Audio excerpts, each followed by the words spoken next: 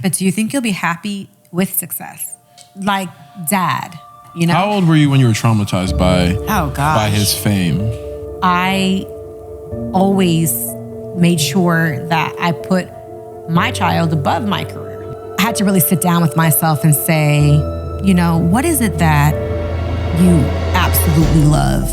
And when there's nothing else, you just feel whole. I do the voice of Sasha on the new Always Brats show. I felt like a bad uncle when I didn't know what Coco Melon was. Oh no. You know, he came to me at 8 years old and was like, Mom, I want to be on TV. They're approaching 2 billion views. 2 billion with a B? 2 billion views, yeah. Like, I know how difficult this industry is and can be. If you aren't true to yourself, one, you're going to hate it. Mm-hmm.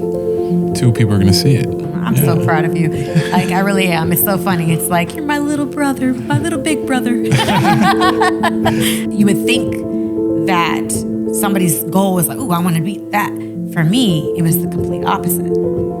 Can you guys just give me some space? Yeah. I'm at church. Right. I'm at church. You can't turn it off. Celebrities and paparazzi everywhere. Yeah, that level of fame.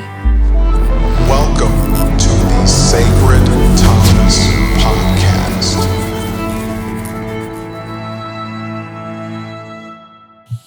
So, all right, what's up? What's up? What's up? Sitting down with my sister from another, not mister, mother. Same mister. How same you doing? Mister. Doing good. Doing good. It's always good to see you. Yeah, you too. Oh, yeah. How long has it been? It's been a couple months, I guess, since the last time I saw you. Why was I here last time? A couple months ago, you came here. No, what was, I forgot why I was here. Why was I You here? were working, I think. I was working. But I don't know what you were working on. I was working with Thomas. Oh yeah, I was here for a video project. Okay. But speaking of video projects, well, you've been up to something real special lately. What's been going on? I do the voice of Sasha on the new Always Brats show. Sasha? Yeah. Tell me about Sasha. She's sassy. She's confident. She's strong. She's friendly. She loves her girls. And it's a character that I really resonate with, I feel. Yeah? Because I feel like a lot of it is me. I feel that. But you've played Sasha before, right? Yeah, actually. I know this, the audience doesn't, so I'm trying to shout you out right now. Well, thank you. Yeah, Sasha actually has a special place in my heart. I got the chance to voice Sasha at a very young age of 16. It was my very first professional job. And I absolutely fell in love with voiceover as a result. And it just feels so good to be back at it today. Yeah. And all these years later and still being able to play her. I love that. Awesome. I love that. How many seasons are on the new show? Like, how does it even work? I know it's So right now it's a 13-week show. Initially it was for TikTok. Okay. And now you can see it on Instagram as well, which is really cool. So we're reaching an even larger audience, which is awesome. The Brats has a huge fan base, and I love our loyal fans. They're amazing.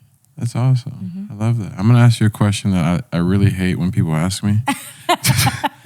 How is it having a famous dad? Oh, gosh. You know, I never know how to answer that question either. That's that. If you watch any interview I've done, I'm like, yo, I never know how to answer this. Every single time. I mean, I guess for me, because I didn't grow up with him, it feels the same as not having a famous dad, you know? I look up to him in a way that is, you know, probably different than you because you did get to spend more time with him than I did. And but it's just, I feel like people automatically think that because my dad is famous, that I am, you know, or that I will automatically have an upper hand because of that. And it's not the case. Yeah. you know? And so I think that I want people to understand that I am not my dad, I'm me, you know? And even though my dad did amazing things career-wise, you know, I don't look to do what he did. I look to do what I have to bring to the table. And so it's just like anybody, like I said, it's just if I had a famous dad or a not famous dad, it's kind of the same for me. I like to tell people it's a fun fact. I mean, For sure, yeah. it's just a fun fact. I mean, like you said, I haven't had a situation where it's tipped the scales because of who he is. Right. Not yet, at least. Yeah. You know. So I like to say it's a fun fact. You know, it's cool. It's a conversation starter, or not Definitely starter, a because I don't usually bring conversation it up. But Yeah. yeah, it's fun to talk about, I guess. But what about? I know you got a super legendary mom in the room. Now she's the real hero. Yeah. Let's talk about how did she, you know, what did she instill in you, and how she kind of. Having two parents that are in the industry, I really got to see what it's like, you know? And my mom always showed me that, yes, this is your talent and this is what you enjoy doing, but always have a backup, you know? And I truly appreciate that about her. She's such a strong woman. And she always made sure, like, yes, you want to be an actor, but you got to go to college. You know, you got to get that degree. You have to have your backup. The industry is just so up and down that having that backup truly is a blessing, you know? And I saw how she raised me and my full sister. And she was able to, when the work was slow, she was able to get a job and be able to, you know, afford to have us live a good life, you know? And I absolutely just words can't express like how grateful and thankful I am to have had her. Even today, like I'm still very close to her, and, you know, and she's always there to help me through things. And I feel like it really helped in my career knowing that I have someone who knows what's going on. You know, if I have a question about something, she knows, like, and she's able to help me. And I don't feel alone in it, you know, because the industry can be tough. I mean, it's just, it's hard. And to have that support from someone who actually knows what's going on, it just makes it that much easier and that much better. Yeah. You know? So what's the hardest part about the industry? Oh gosh, I guess the rejection, honestly. I mean, and just not, and the inconsistency, you know, and just not knowing why. You know, it's always the question of why. You have the audition, and after that, you hear nothing most of the time, you know, and I don't feel like that helps you to learn. And so when you're going in these rooms, you're kind of just, like I said, on your own, you know, and you have to really kind of get out of your head a lot because the rejection is there. It's going to be there. It's constant. But I feel like over the years, I've gotten better with the thought of it's not me, you know? And I think that part is kind of difficult because if someone isn't telling you what it is, your automatic thought is, oh, it's just me. It's You're taking it I personal.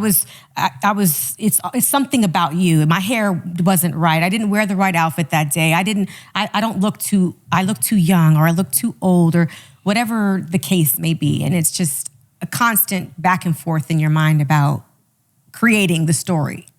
But it could be as simple as the costume that they have is a size 2 and you wear a 4. And so they're going to hire somebody that wears a size 2, you know? And so it's really not a negative reason. And so you shouldn't be so hard on yourself. And sometimes that's difficult when the rejection is just constant, you know? The beauty of it is I love it. And so that's why I always continue to do it and come back to it. I tried to, going back to the idea of having a backup. When I went to college, I tried to, I wanted to be a physical therapist. And I wanted to be a bilingual physical therapist. And so I majored in natural science and kinesiology and Spanish. And that didn't work out so well. And so I had to really sit down with myself and say, what is it that you absolutely love? And when there's nothing else, you just feel whole. And that was acting. That was theater. I have a theater arts and dance degree. I absolutely just love that feeling of being on the stage, and every night is a different night. No 2 nights are the same. And just being in the moment, purely being in the moment, and just getting that reaction from the audience. You can't even replace that feeling. Like even with camera, like I love camera, but theater is it's just different, With the camera, you can pause it, rewind it, you can edit things out, you can change things. And when you're on that stage, it's just you and what you gonna bring, that night. That terrifies me. I'd get on the stage and want to jump off of it. Oh my gosh. See, for me, I don't know. There's something, and it's also that space. I feel like I have that space between me and the audience as well. Like the camera is just, it's right there. It's just, it's not moving. It's there, Yeah. With the audience, it's like, you can't see them necessarily, but you can feel them. And I think with the camera, you can't feel the people behind it. You don't see them. They see you. Yeah. So it's different. The energy so you that kind of you respond get. off of the audience's energy. Yeah. And also, the other actors' energy, Again, it's every day, it's different, And depending on what they're bringing that day, you're going to have a different experience. And so I truly like that about theater, And I think it was my first time being on stage that I recognized that, hey, I can actually act and I can actually sing. It was like, it was so funny. My mom didn't even know that I could sing. And, she put me in theater and when I was in middle school. And I did The Wizard of Oz. And I played Dorothy. And when my mom came to see the show, she was just blown away by the fact that I could sing. And she was like, I hear you singing around the house, and for me too, I didn't even realize, because it's a difference when you're just singing around the house, or you're in the car, you're in the shower. It's not the same as really training and rehearsing to get on that stage and sing in front of an audience. So it's in your genes though. Yeah. I feel like I'm like one of the only kids that didn't get that. You know what I mean? Hey, like we can't have it all. I didn't get the height. You got that. But did you want the height? You want to be a 6'5" female? No. Yeah, exactly. A little bit more, a little more height would be good. I think you got what you're supposed to get. Yeah. True. I can't sing. I can't remember things. So acting, I don't know. It's to be determined. That's the funny thing. My memory is not that great in general, but How do you do it? I don't know actually. Oh, so you can't. Your general memory is not good, but when it comes to remembering scripts and stuff, you're pretty good. Yeah, I do, and I think what it is that when you're rehearsing the script, you're putting yourself in the situation, and you're constantly rehearsing it over and over again, and so I think that for me helps me to memorize it. And also, it's in your blood. So maybe if I try to act, maybe I'll find out I'm decent. Sure, maybe. I don't know. You're acting right now. Like that's the thing that people don't understand. Like every situation you're in is acting. Saying that. When you're with me, you're going to treat me differently than you're treating your mom. You're treating other sisters, other brothers, your friends. Everything's different, And in every environment, you're going to be who you are in that environment. And so we're truly acting all day. Speaking of that, let's take it way back to when, like, this is my first memory of you. I know I've met you before that, but whenever I came down here for a basketball camp, and we talked about this at dinner, we're both like, we're kind of, quiet. Yeah. So it's two quiet people in a room, and it's just like, I just graduated high school. I think it was like a little more awkward at first, right? Oh yeah, for sure. We were just like, I think, hey sister. Right. It was like,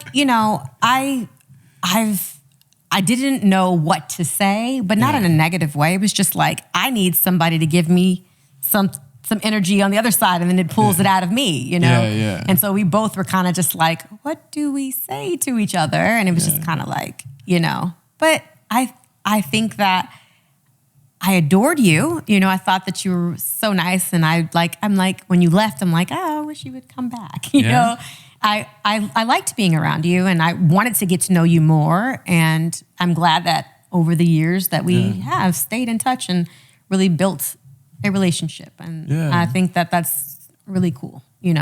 I think that it's not always easy, when you don't grow up with a sibling because you don't know. We're people more than anything, It's, yes, you're family, but we're people. Not everybody's personality mixes That right, and right off bat, like, it's not that I'm not gonna it's not that I'm gonna dislike you, but we just might not mesh, And just tell the audience how much better you liked Philip. No, I love me some Philip. Okay, that's my twin. But what we talked about was it was because we're just naturally a lot more quiet. Yeah. Philip is just this ball of life. Yes. So I think we had kind of a similar experience. Whenever I first met Philip, I was like, yo, this is my long lost brother that like at first I wasn't even excited about seeing him. Yeah. Just like, okay, like we're related, whatever. Like I don't care. Then we met, I'm like, dang, like it was crazy. I was nervous. Like I didn't know what to expect, especially because me and Philip we're close, very close in age.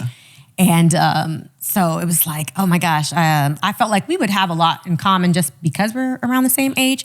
But still, just not meeting this person in my 20s for the first time, it was just kind of like, oh my gosh, what's going to happen?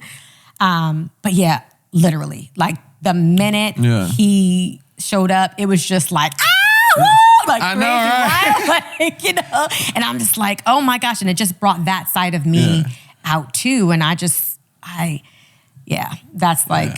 But Philip has that effect on people. He does. That's why I think the second time we came back, and I came back with Philip, it was more, he was like the glue to kind of like get me to open up to you a little bit more. Right. And I appreciate him for that. Yeah. I do. Yeah. Love me some Philip. I wish I could. It's again, same thing. Whenever I see him and he leaves, it's like, oh, it's so sad. Like I wish I had more time with you guys. But I'm almost like, I think it's good that we did meet as adults because we have a different perspective. You know what I mean? I don't know that. I mean, it's because I didn't really experience. I can't say, but I know like I'm thinking like being younger, you might have a different opinion on things just because you're not as mature. So, and even though I've seen you when you were younger, we didn't bond in that way because we weren't around each other enough. How was that? Because I was super young. You right? You were super young. I don't remember any of that. You were. I'm like, I don't even know if you were out of diapers when I saw you. I just remember seeing a picture of it. I'm like, oh, I guess we have met. Yeah. I feel like Sovereign was. He wasn't in diapers either. So yeah, you probably were in diapers, and he was running around. And then Amash. Where was it? At your house. Was it the house? Okay. Yeah. Wow. Yeah. So it was cool. The pink house. Listen. Was it pink? Yeah. Yeah, it was pink.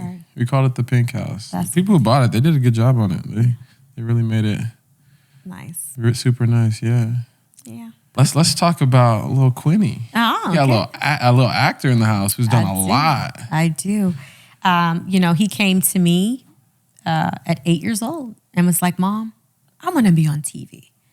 And I was like, okay, are you sure? Yeah. He's like, yeah.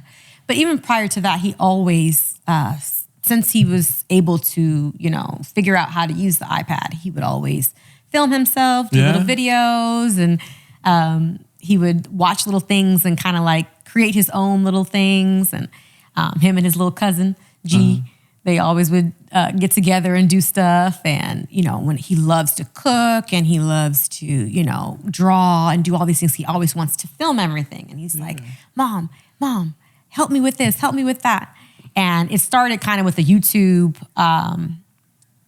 channel. And actually with the pandemic, because the kids were at home, they were doing a landforms project at school. Wow. And I said, hey, this is your opportunity. I said, if you want to put something on YouTube, this is a good opportunity to film your project, and then you can put it up there. And it's good to turn it in for class, as well as, you'll help other little kids learn some stuff. He's like, okay. And so we went through doing that. A landform project? Yeah. So different landforms. So like geology? Mountains and, rivers and all this stuff. It's really cool. You can check it out on his Quentin Jr. show. Oh, okay. On YouTube. Yeah. And so with the pandemic, everything like that, we kind of didn't do as many videos as he wanted to do. Just with all the homeschooling and everything like that, it was a lot. But when he came to me, when he was 8, he said, Mom, I want to be an actor. It's like, okay, you sure? He's like, yeah. And I'm like, okay, cool. I was like, you know what? Mommy wants to get back into it too. We're going to do it together. We're going to do it together because, I took a long break, from it, just raising him and trying to focus on that. Yeah. And especially, like I said, through the pandemic, it was a lot. It was tough. It was tough. But it was a perfect opportunity for us to do something together. Yeah. And so we got agents, and it's just been nonstop since. I mean, when he started, Quentin's always had lots of energy. He is a ball of energy. Absolutely total opposite of me. Like, he will speak to anybody that comes his way, adult, kid, no matter, doesn't matter who you are. And I've always just been like, dang, I wish I had that.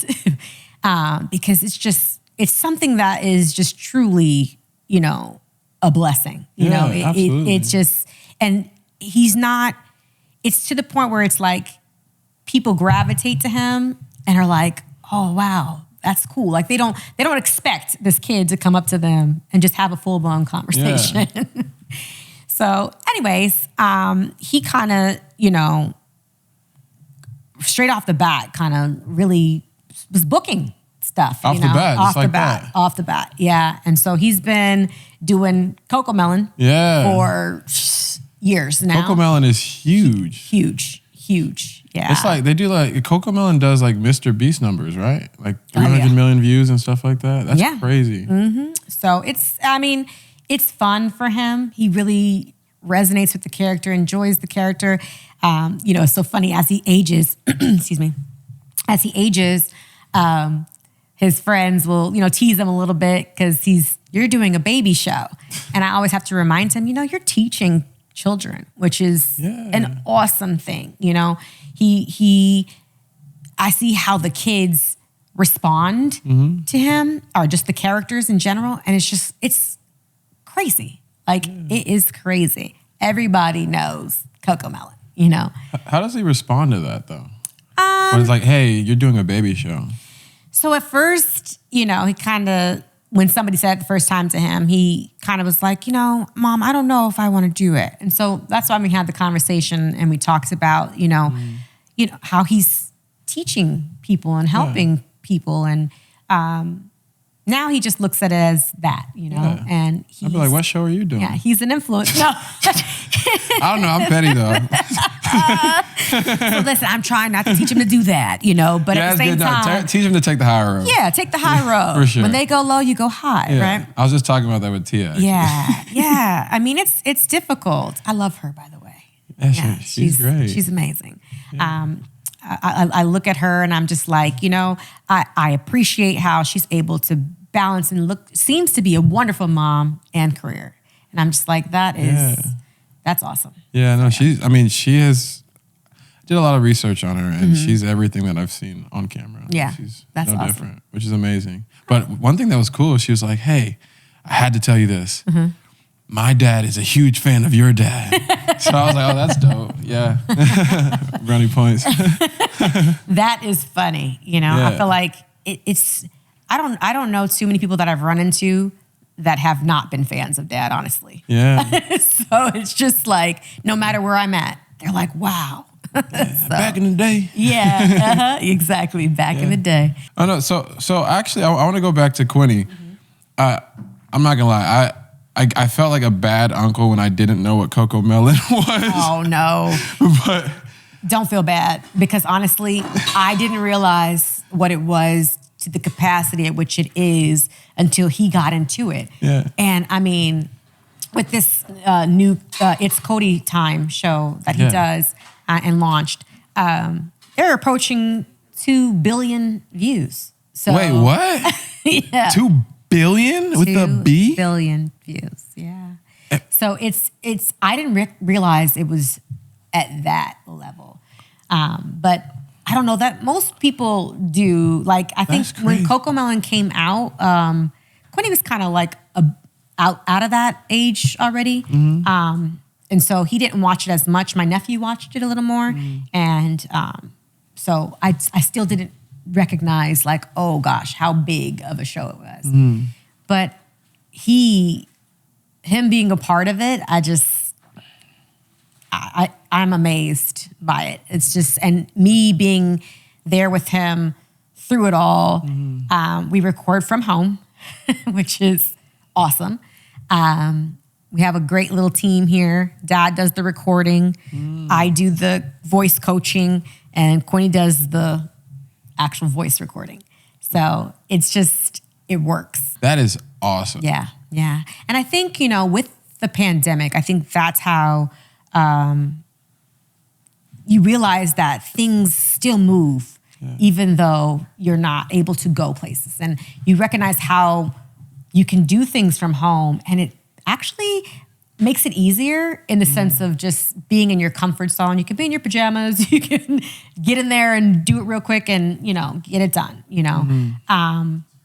But I do miss taking him to the studio as well, and myself being in the studio. There's a different vibe, when you're in the studio versus being at home. But I'm glad that we're able to get the work done. I mean, I feel like I said, we have a great team here at home. I think without the three of us together, it would be a mess. We got the person who's very good with technology. My husband, man, I thank him for all that he does with that. I mean, I would be lost in some of the stuff. And I learn, a lot too from it. But it takes a lot of pressure off of me having to, do all of the steps, and it helps, to have each person have their own little job, and helps it to move. And it helps us have quality time too as well. Like, when we're able to get in that booth and, do it together, and it's fun. That's so dope doing it as a family. Yeah. And I feel like I'm doing all the episodes too. Yeah. So I want to ask a super selfish question, but I think it's valuable for the audience too. Okay. But this is for me. So, if I wanted to get into voice acting, what would I need to do? Well, first and foremost, you should get an agent. They will definitely help you to get the projects, right? Okay. And in terms of auditions and things like that, you want to have a voice reel, a voice demo. The best one to have is a professional one. You can do it yourself, but when you're going up against all of these, it's so much competition today. I mean, again, like I said, we're all doing this from home. So I don't see competition. When you think of, and that's a good thing sometimes, right? But when you're able to do all this stuff from home, you can imagine like how many people they're able to reach at a time, right? So when you think about back in the day when you would have to actually physically go into an office or space to audition, it was completely different than what it is now, and so I think with that being said, like you really want to bring your best foot forward. Yeah. So definitely get with someone who knows what they're doing, even if it's not like professional in the sense of like you're like with the biggest, engineers doing it all, but you still want to make sure that you have the right microphone, the right equipment, and then whoever's editing it knows what they're doing. Because it's your calling card. Yeah. You don't want to show up to your job interview looking a mess, right? And so it's the same thing when it comes to your voice demo. You want it to be as professional as possible. So when you submit your voice demo, you don't submit video at all. It's just literally just audio. I've done an audition before where they will ask you to videotape yourself recording. But no, I mean, it's pure voice. And I think that's why I love it so much. Yeah. Just because you really have to reach within yourself and bring out that character without having your facial expressions, your body language. Nobody sees that, right? And so you really are embodying that character and purely with your voice. Are you jumping around and stuff while you're like playing the character? Oh, just yeah. moving I'm like, around? You're just, you know, what? I'm going crazy, Like it's funny. Yesterday I had an audition and I'm doing all this stuff and I'm doing it and I'm like, oh, and I bumped my head on the pole that was above my head. And I'm just like, but you have to do that to kind of embody it. You can't just, it's very difficult to, just, if you're sitting here like this and you're just talking, you can do it, but it's going to be different than if you're moving, you know what I'm saying? And it really helps, like the facial expressions that you do, if you're smiling versus not, like there's all these different things that you can do with your voice to change it. And yeah, so it's okay. fun. I have an idea. Yeah. Well, actually, I have a question before the idea. Does having a personal brand help you have like a leg up? You said a personal brand? Yeah. I'm not really savvy on the whole brand thing. I don't know the answer to that. I'm asking, whenever someone's looking to pick you, do you think that would make you have a leg up or not? I mean, I think in today's world, yes, just because that brand carries an audience, right? And so I think that gives you an upper hand. A lot of times it's not always about that talent, or sometimes, it's about the fact, hey, you are able to pull an audience in with eyes. you, right? Or ears, right? And so that to me, it's a positive but a negative at the same time, because I feel like sometimes the best person doesn't always get, the goals. Well, I have a good idea for you. What is it? What you need to do is when you're doing your voice acting and doing all this, someone needs to be filming behind the scenes, because that alone, you're just posting yourself doing that stuff. I think that's entertaining. Yeah. What's so funny though? It's like every time I'm doing it, my hair is flying around. I'm like, because I'm really just trying to just think about my voice. Like I'm not thinking about what I look like or any of that stuff. And I think sometimes I get in my head about that, right? And one day I will. You need to have Q follow you around one with the day camera, I will, right? Or at least just sneak up without you even knowing, and just do it, because that is entertaining. Have you ever seen like at a festival, the people who translate the music to people who can't hear, like deaf people? They're just like, yes. They're just going in like crazy. But you watch that online and you're just like, yo, that they are going in on that song. You know what I mean? Yeah. I think it's the same effect. Okay, well, listen, hey, I'm gonna take your advice. I'm gonna try it. I'm gonna try it. All right, I'm gonna hold you to it. I am. I'm gonna I'm gonna do it because I think I feel for me like I'm still getting used to this whole sharing on social media thing. I mean, even though social media has been out for years, I still haven't grasped the idea of sharing everything with the world on that level. Yeah. You don't have to share everything. Though. But when I'm saying even that, like that's not something I think of like, ooh, let me film this to share it with people. I filmed a few things, like when I've done some stuff with Quinny, done a couple little things. But to me, I'm just like, that part of it is like my private time, and so I have to train myself to get out of that space sometimes, and I have to really have someone like you pointing it out and saying, "Hey, you know what? That was entertaining. Try doing that." I don't always think about it that way. I always think of like, why would someone want to see me in my pajamas acting wild and crazy right now? You'd be surprised. You'd be surprised. So, that's what I think of. But, I definitely know that is something that I need to work on in terms of like being more open in that way, and not because someone's saying I have to, but it's just the industry is changing. Things are changing. I know before having Quentin, there was no real social media presence in the terms of,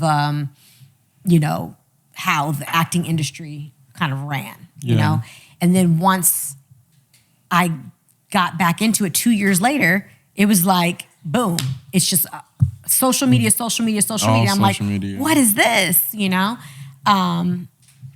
So I'm definitely slow to the train, but I'm trying to hop on it, and I want to do things my way too. Yeah. I think that it's always important to stay authentic to who you are, because if you're just doing things because people are saying this is what you should do, it doesn't always end well, and so for me, like I know how difficult this industry is and can be. Yeah. And so if you don't stay true to you, you're gonna get torn apart. Absolutely. And so I try my best to do that. Try to make sure that I'm conscious of the things I do and don't do, when it comes to projects that are thrown my way, and just how I present myself on social media in general. Like those things, I want to stay true to that. And so, yeah. Yeah, I think if you aren't true to yourself, one, you're gonna hate it. Two, people are gonna see it. Right. People can see that part of you. So I don't know enough about voice acting. Is there a lot of content on it on social media? People post stuff, and there's like a lot of like you can find different videos on how to do reels or demo reels, and things like that. So there's education for mostly, a lot of education. But it's really difficult people will post things when they're doing voices for different characters and stuff like that. But I don't see too much like video in terms of people showing them doing it, if that makes sense. You can be but a lot of it pioneer. is because you can't share like what you're voicing. You can share the video itself, but you can't share most of the time like the actual sound. And so it's kind of different when you're showing something muted. Does that make sense? Kind of. Explain. It's like, okay, so like if I'm recording a voiceover, right, and I'm in the booth and I'm talking and I'm doing my thing and I'm doing whatever I'm doing and I'm like, oh my gosh, yeah, okay, woohoo! But you're gonna see me, but you're not gonna hear what I'm saying. And so if I'm videotaping myself, it's gonna look like, You see what I'm saying? Yeah. And so that to me is like weird. Well, I mean, there's audio on the camera. So, Yeah, but you can't. So with auditions, you can't post what you're saying. Does that make sense? Like you can't post the material. Okay, so I think a good idea for you would be, so a Bratz episode comes out. You know exactly what you said. Redoing it. Just literally act out the clip again, right next to it. Play them side by side at the same time. You're the one doing it. They see the character doing it, and it's like, wow, that's I the see person what you're saying. behind it. Wow. Okay. Yeah. Listen. Yeah. You know, I do a little social media stuff. Oh, you would think that you really know how to do this stuff. That's awesome. Yeah. Okay, yeah. See, I haven't thought Again, about that and either. If there's not a lot of people doing it, you can kind of be a pioneer for it, and then people can hop on your train. Right. You know? And that's the thing I feel like a lot of times for me is like I have so many ideas, so many things that I am good at, honestly. Yeah. But there's so many people who are on the same wave train. Like they're good at it too, you know? And so sometimes But it's they're kind not of you. hard. I know that. Yeah. But it's like I will stop and think about it so hard that the other person comes in and does it, you know? And then it's like, oh gosh, let me try to think of something else, you know? And so for me, what I have to get better at, I know, is just, you know, doing it regardless, you know? And finding that authenticity in it and saying, hey, you know what?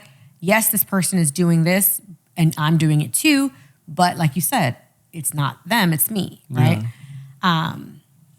But you know, sometimes that's difficult. Listen, I am not the first person to talk to a camera, say something a little motivational with some music in the background. Right, no. I'm not the first or the last. Right. And somehow it's taking off. But Right. I'm the first me to do it. You get what I'm saying? Right, So right. some people are starting to resonate with me.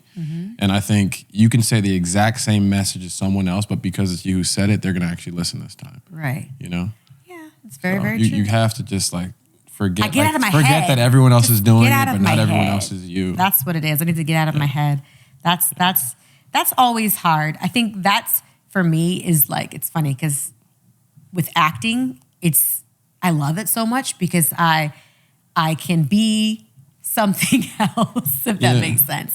Like I can be that part of me that is written and it's like, okay, I can bring this character out because it's like I don't really have to think about it as me, Yeah. you know, even though it is me in the circumstance, right? And so I think I enjoy that part of acting and it really does help, you know, with confidence, you know, and I recognize like when I'm able to do that and be doing it on a regular basis, it really does help. And I remember just, again, going back when I was young, like that first moment of being on that stage and doing it in front of an audience, it was like, oh my gosh, because I'm shy now, but better. But when I was younger, oh my gosh, like I was shy. Like I was so shy that it was like I couldn't make friends easily because I was afraid.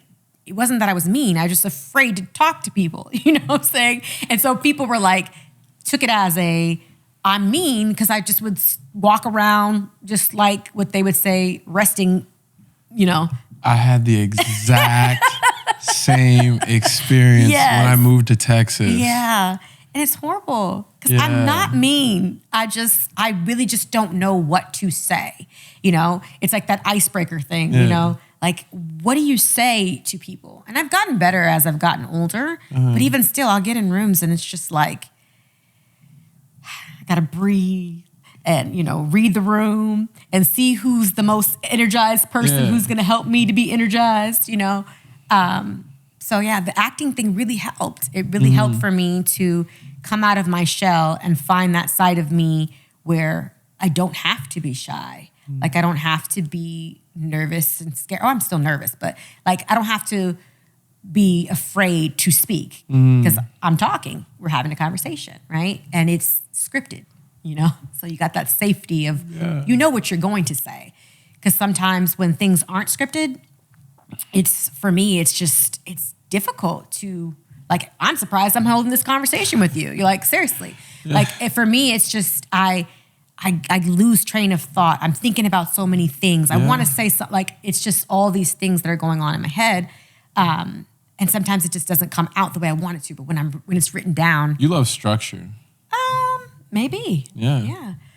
In some ways, yes. Or at least it makes you feel a little bit more safe, it seems. Yeah. For sure. Because if I know what I'm saying, like I know what to expect, you know? Whereas it's like, if I don't know, it's like, oh, goodness, what's going to happen, you know? Yeah. And so, but it's fun. I like even this experience right now, it's like, ooh, okay. Like it feels good. And feels it's like, good. you know, I'm glad I'm getting to do it with you. Yeah, of you know? course. If anybody, it's like, yes, let me do it with my brother. Yeah, get your feet wet. Yeah. Yeah. It's actually funny that you say that. It's because I think, especially being, you know, I guess children of an actor, you would think, at least my experience is that people assume a lot.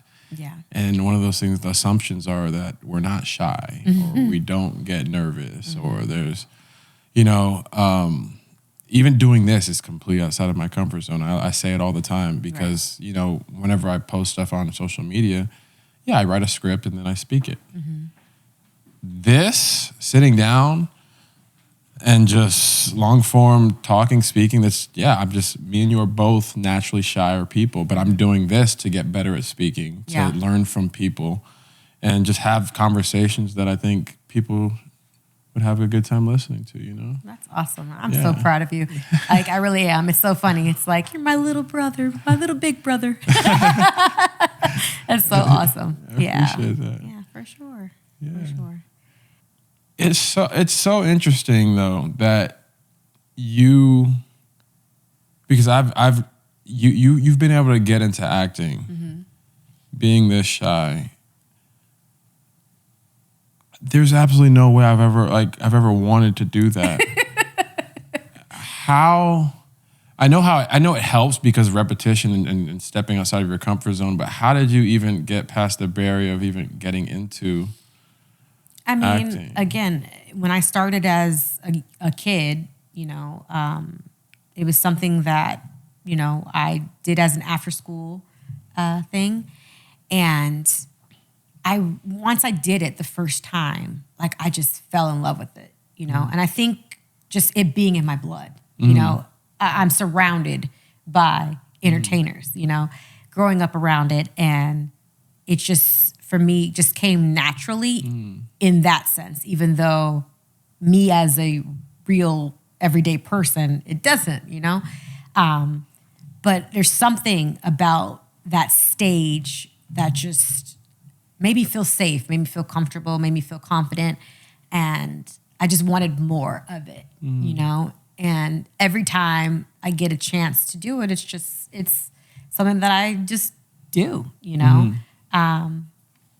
Like I said earlier, it helps me to bring that side of me out where I'm able to converse easily and, you know, be who I am in that circumstance, right? I learned so much about who I am through doing it. And like what I really like is I love drama.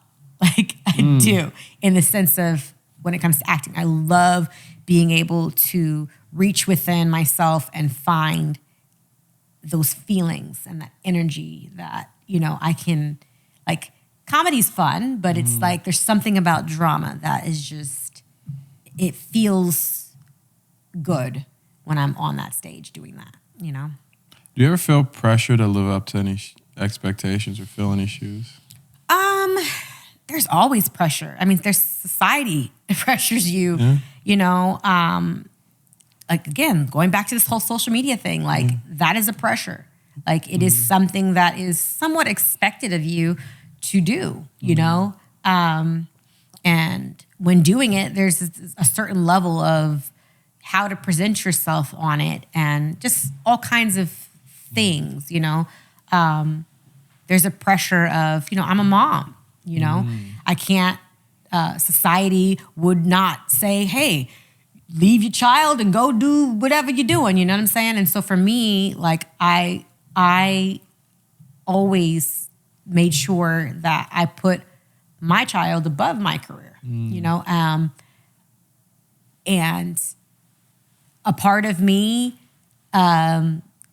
looks at it like, you know, I see other people who are able to balance the two, but I know myself, like I personally wasn't able to do it to the level at which I wanted to and still be the good mom that I want to be. And I feel like that pressure is my own, you know?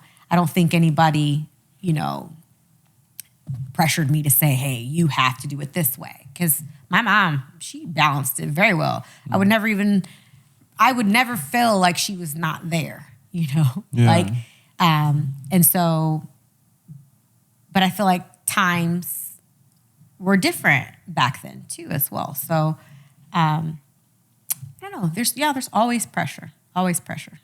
What are some of the ways that your mom was able to balance it?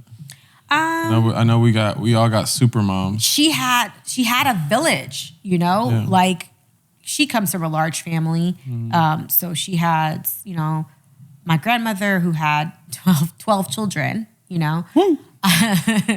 And most of them at the time when I was a kid, I feel like a lot of them lived, you know, in California. And so we were able to see them and they helped out. We would be with my grandmother when she had to work. We had aunts and uncles that would help out, older cousins sometimes, you know, like she was never by herself, you know? And so I think that's always such a big deal to have that village when you have a successful career and you want to be a successful parent, right? But even in having that village, and her working, I never felt her absence because she never was absent like that. Like, you know, she would be on set, she would take Mel to set with her, you know, like it wasn't a thing.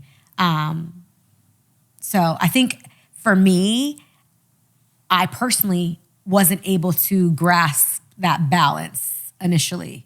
Because honestly, when I first had my son, my anxiety was just through the roof. Like I couldn't even leave him with my mom, you know? So like to the point where like I was bawling, crying because I didn't want to leave him in the hotel room and go downstairs in the casino in Las Vegas, just so Quentin and I could go to see a show.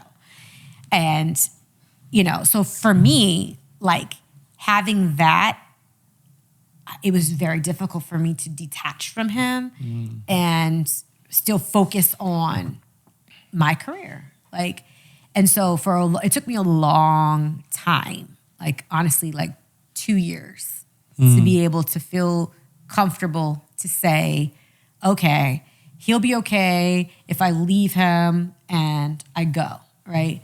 And so when he was 2 years old, I was like, you know what? I'm going to get back into this. It just didn't work out for me the way I imagined. You know, again, the industry was so different. I mean, that 2 year period was just, it went from one thing to the other, you know? And so what I knew then just wasn't what was happening. And so me trying to figure it out, it was very, very, very, very difficult. And so it just seems like as time goes on, it's always something. The pandemic happens, the this, the that, you know?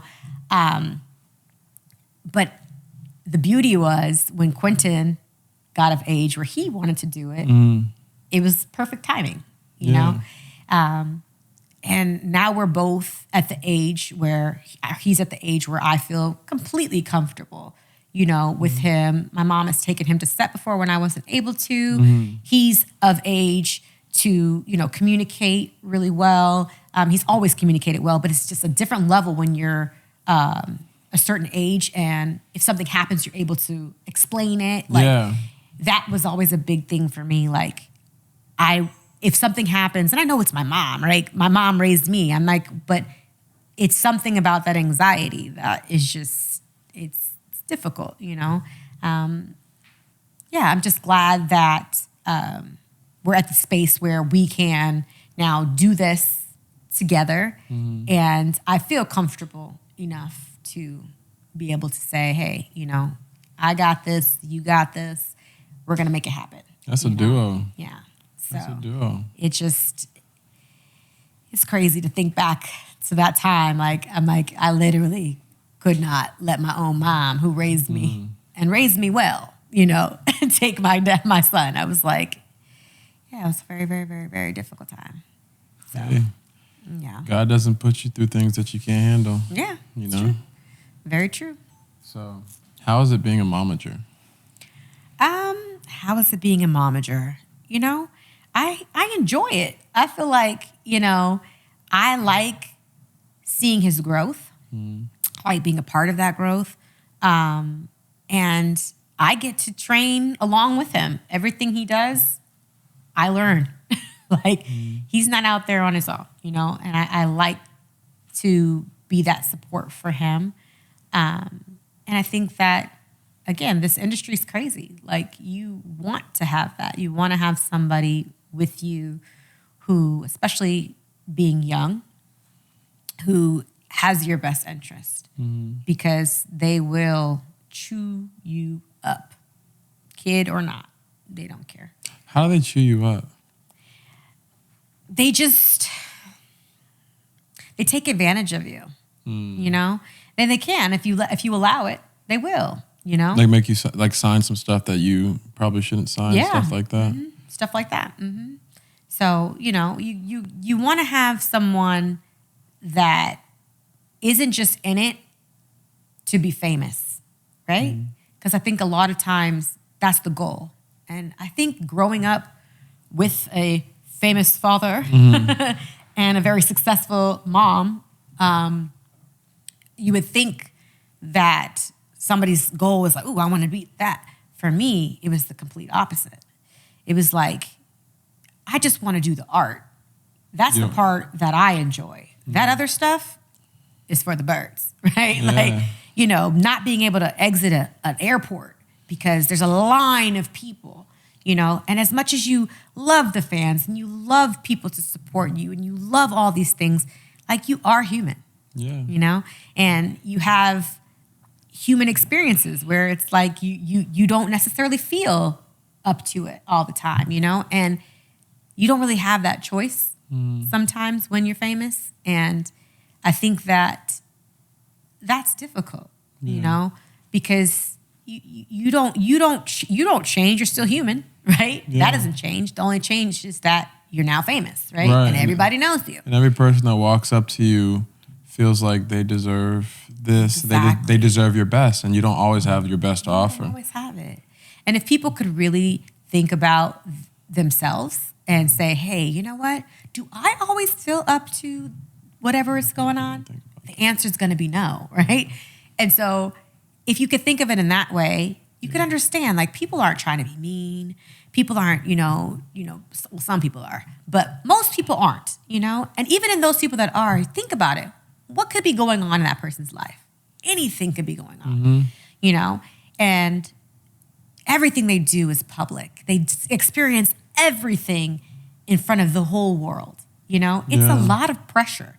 And, you know, sometimes it's, once you're there, you can't go back, you know? Yeah, you can't take it away. And so it's difficult. It's a very difficult balance, because if you're in it, it's always potential for you. You know, I mean, like, how do you feel now that you've, you know, gained all this huge following and going from, you know, just being shy sacred to now when you're going out, people recognizing you? And Well, fortunately enough for me right now, I'm not at a point where I go out and I get bombarded. Like, every now and then someone will recognize me, you know? So I'm not at that point. I don't know how I would feel if I was. right. You know what I mean? I don't know. But I think it's pretty cool that I think it's cool that I'm able to impact a lot of people. Yeah. You know, I like that aspect. But when you talk about being bombarded, if it ever got to a point like that, I don't know. I don't know how I would feel and how I would handle it. Yeah. I've seen there's actually this video, this compilation that I saw they put it together for Justin Bieber. And so there's, obviously there's levels to fame. Justin Bieber is probably one of the top of that level, And it showed his reaction to the paparazzi and fans from, I don't know, him as a kid, like 8, 9, up until 25, 26, 27. And you see the progression of how he would treat it. At first he's like, hey, okay, yeah, so excited, I'm signing autographs. It got to the point where it's like in his 20s he was just like, can you guys just give me some space? Yeah. I'm at church. Right. I'm at church. Yeah. Like, can you please just let me be with my family at church? And you can't turn it off. So, yeah, that level of fame, I probably wouldn't want. Right. I probably wouldn't want. But how do you avoid that, Because at this point, like, you realize that that's where you're headed, right? Like, if you continue to do what you're doing, like, and get that positive, following, like, it's going to only continue. And so what I would suggest thinking about that and truly sitting with it and saying, hey, what is my plan? Because one day you're going to step out the door and it's just going to hit you. And if you're not prepared for it, it'll take you down, because a lot of people, I think, who pretty much become famous overnight, they have that issue, I feel like the people who have the progression are easier to, like, I feel like I've been having a pretty decent progression. Yeah, okay. Yeah, but I think about that stuff all the time. Yeah. I think about, well, first, I know there's that saying that, when you become famous, you change. Yeah. But I think you become more of what you are. I don't think so. You don't think so? No, I don't think so. Because I think that you become certain people become what they think people want them to be, right? Not necessarily who they are. If you think about, like, seeing someone famous in private, right? If you're sitting with them, they're not going to be the same exact person that they are out there, right?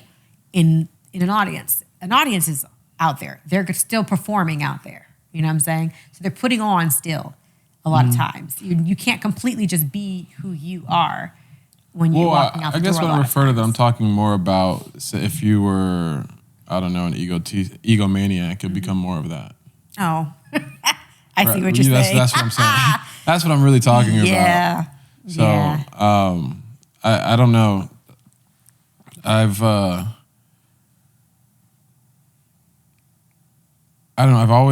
I've never been the type of person who thought I was better than anyone else in any way. Right.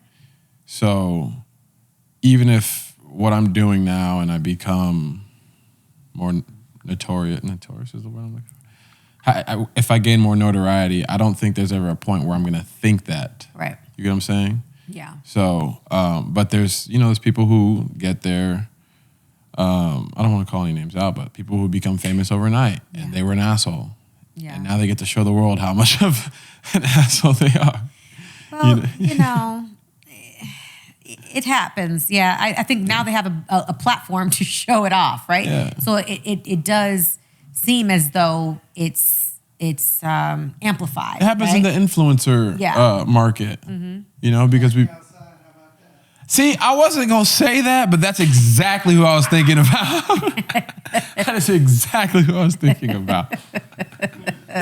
But you can dangle little things in front of me that would probably be quick money. I'm not going to go for it. Right. You know what I'm saying? And that's good. And that's staying true to you, right? And that's important to know that about yourself.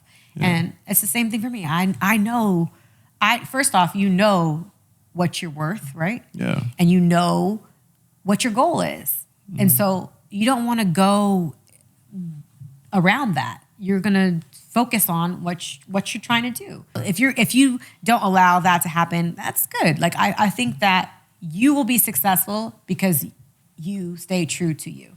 It's the second that you start being someone that's not sacred, that you will find that things aren't going to go the way that you imagined, right? But as long Yeah. as you stay true to you, you're gonna be fine. Yeah, You but I think I don't even think. I mean, of course, I think with what I'm doing, success Yeah. is gonna happen. But I think that's not the goal. The goal is for me to be happy, and I Right. am.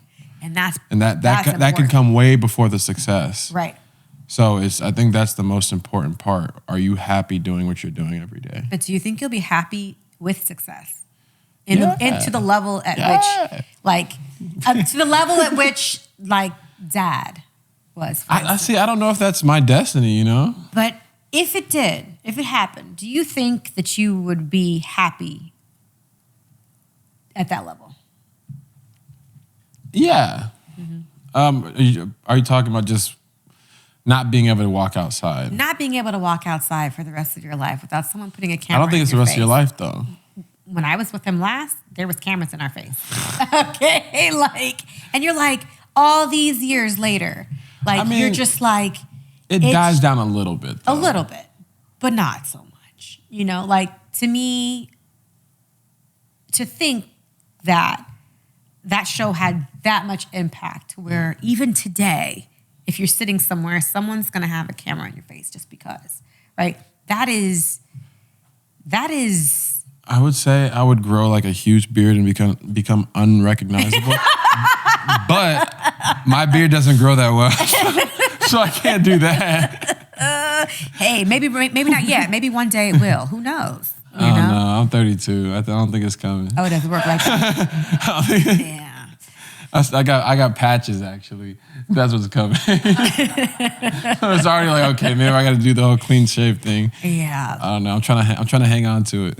But I think about that like all the time because I'm just like, I think from a young age, just being Yeah, seeing. traumatized Yeah. by it. Like, you know, it, and just me being there and being young and not understanding it and him just loving it, you know? How old were you when you were traumatized by Oh, gosh. by his fame?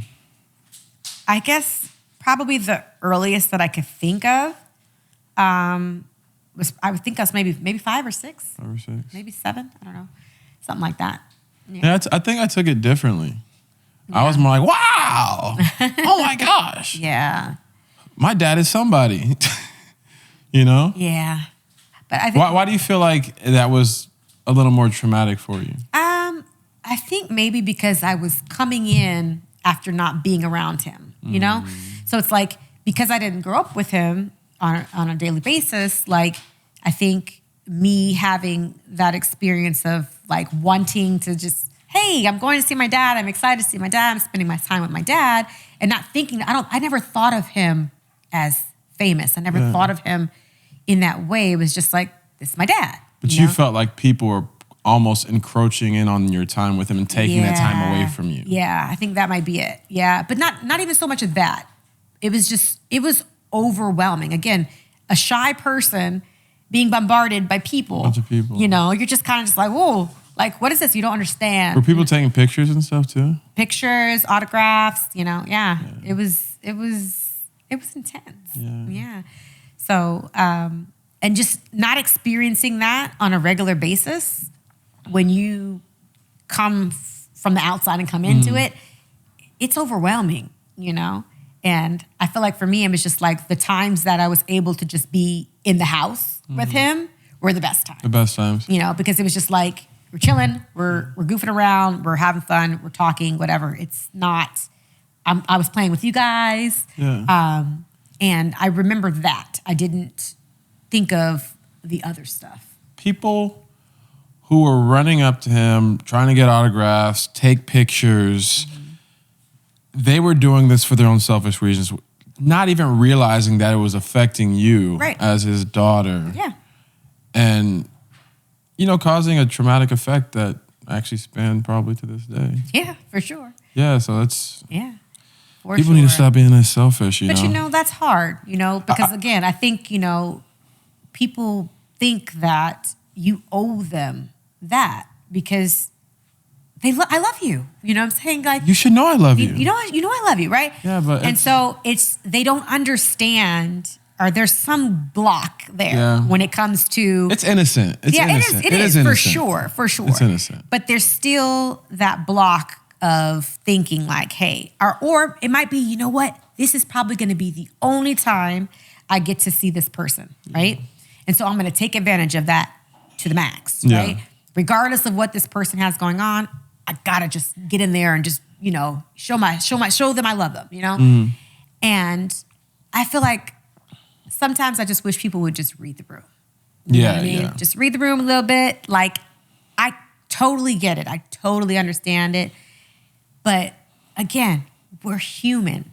Yeah. People are human. They don't necessarily need that kind of attention all the time, And so it's like, I feel like that was that situation. Like you're in the airport, you're trying to get out the airport. Like I'm sure they don't know that, I'm arriving in town from a different city. Like obviously you're not thinking that, but even still, it's just, it wasn't the right place to do it, No, when I think about it, I've done it with Shaq. I saw. I mean, I didn't bombard him, but like Shaq, it was South by Southwest, and I literally was walking down I was on the street outside, and I just see Shaq walking towards me. No bodyguards, no nothing. I'm like, yo, I'm getting a picture with Shaq. I don't care. And there's not many people that I see that are taller than me, and he's like 7'1", 7'2", just like, yo, I need to see how tall I am compared to Shaq. You were short. I'll show you the picture. But I was like, hey, Shaq, hey, can I take a picture with you? He's like, yeah, but we got to keep it moving. I'm walking to a talk, so I just walked with him, and we were just kind of chatting up, and I was just like, hey, smiled, but he was cool about it, and I let him go on his way. I'm like, see ya, Shaq. Right, but see, that's the thing. It's like if he was to say, "Hey, sorry, I can't," whatever, then you wouldn't take it personally. No, but I wouldn't take any offense. Some people are not as nice. Yeah. And then also you're working. Well, I thought you were nice. You're working with them. It's not like stopping him from moving. He's moving. Yeah. He's still in motion and still getting what he needs to get done. Like sometimes I feel like, or at least at that time, it was just like we had to just stay there. Like we could not move. Yeah. And so that it was traumatizing, Well, hopefully, some people who hear this conversation has a little more empathy for, people who, like just celebrities who have their kids around or at dinner or if they say, hey, I can't do that right now, just. It's not. Because at the end of the day, people are human. Right. It's not malicious. And I was talking to Tia about this. She said, like, I don't even feel like a celebrity. She's a human being. Right. She bleeds just like you do. Exactly. And has emotions just like you do. It's just everything is on the internet. Right. And your life is on the internet. So it's even worse. That's the difficult they're following part. your every move. So, like, how do you deal with, like, anything negative that you see about yourself on the internet? Do you ever see anything negative? I clap back. No. So most of the time, I don't clap back. Yeah. But it's funny that the things that are negative are the things you see that draw your attention the most. Because everyone's saying, "Oh, you're great. This is great," and then all of a sudden you see that one negative comment. But I just, most of the time I ignore it. Yeah. And then Tia told me to do this. I'm going to start doing this more. I learned a lot from that woman. She said that it's really good to, instead of, if you have a troll and they're saying something negative to you, you don't want to respond with negative energy. Right. You want to respond almost with something positive. That's good for your energy. It's also good for theirs. Right. They first of all, they don't even expect you to respond. But then two, you respond positively. They're like, damn. They may even think to themselves, I am a dick. Right. Maybe I need to not do this stuff. So I think responding in a positive way is the best way to do it. The other day I definitely did not, but I will get better. Hey, circumstantial, right? Yeah. The high road is the better road. It is. And that's the stuff I preach, but sometimes things will get to you. Right. And that's the hard part about social media for me, I think, and I try to stay out the comments for that reason. Just because, it can get a little, mean. I mean, even with Quinny, people say negative things about him, and I'm like, he's a kid. He's a kid, yeah. He's a kid. Like, you really had no time in your day to just say, hey, let me put this negative comment about this child. So, for me, I think that it's difficult to not be affected by it, but if you just don't read it, which is hard too, right? Because it's like you're supposed to interact, right? They expect you to interact, but it's like, it's difficult when you're seeing those negative comments and you're just like, oh gosh. Just always understand it. If someone finds the time to pull out their phone or their computer and write something negative on your page, that is a reflection of them. Right. So send them love. Yeah. Because they're in a dark place. Right. For me, I'm like, I just wouldn't even respond. Yeah. Like if you're going to respond, send them That's love. me. Like, I'm just not going to say anything at all. Like, but I guess, also saying something nice works too. But I feel like silence is the best answer. Anytime I want a response and I get nothing, it's just like, oh gosh. Yeah. That hurts more than somebody actually saying something. So I don't know. Yeah, that's hard. Well, I mean, what's the goal? Is it to hurt them? No, I don't want to hurt anybody. Like, Sometimes I want to. I don't want to hurt anybody. Sorry, let me stop being pissed. I think of hurt people, right? So you're obviously, something is going on with you if you felt the need to say something negative about someone on their social media account. And so to me, it's just like, I understand that part of it. And so I'm not going to entertain it. Yeah. And if I do entertain it, I feel like I'm giving them what they wanted, a response, right? Yeah. Whether it's negative, positive, or whatever. Yeah. But to say nothing, to me, I'm like, okay, you're not winning on this. I'm not saying anything. So. Yeah, nothing or positive. That's the way you should go. Yeah. Yeah. But everyone's different. Actually, I was watching this thing on Russell Westbrook. He's notorious for going off on people because people will go in on him, and the thing is they'll disrespect his family. Yeah. See, when they're in the stands when he's playing basketball, he's like, okay, there's a line. You know what I'm saying? Right. And I think I'd be kind of with him with that line. If I'm at a basketball game and I'm playing ball and someone's disrespecting my family, right, that's hard. But see, that's it's hard not to react, But that's different because you're actually in person. Yeah, and it's different. I'm talking about like social media stuff. Like it's a person not in your face. So it's like if somebody's not actually in my face, I don't have to respond to that. You know what I mean? You got time to think about it. But people know, like if you're in somebody's face, it's going to be very, very difficult not to respond to that. Like, and it's just why would somebody do that? Yeah. We actually have to wrap up here pretty soon. Okay. But I do want to ask you 2 more questions. All right. First question. Where can everybody find you online? You can find me on Instagram at India Thomas Official, and same on TikTok. Okay. I also have a website. It's indiathomas.com. Okay, and everything will be linked Yes. in the description for everybody. Okay. So you can find my sister and stalk her. Not stalk her, just No stalking. show her some love. Please do not do that. We don't do that. Don't bring that energy over here. Yeah, I know. Oh, goodness.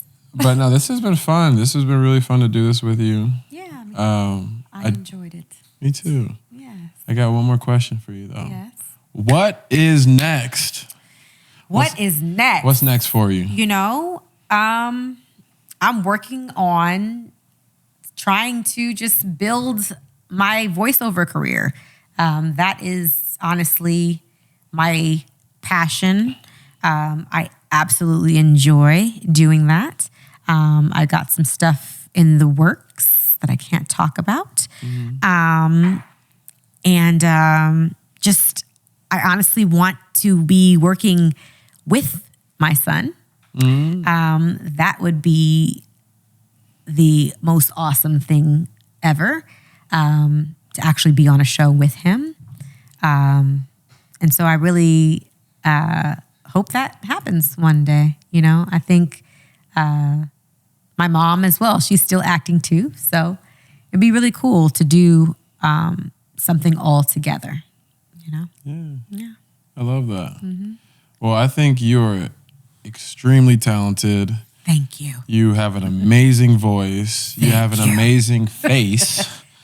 Thank you. I mean, the fact that the audience doesn't know your age, but they could probably guess you're 22. Right. You know what I mean? But you're my older sister, so it's like I think you have everything that it takes. Thank to you. take it to the next level, and anything that I could do to help, I'll be there. Oh, brother. So, I love you, sister, who's related to me by blood.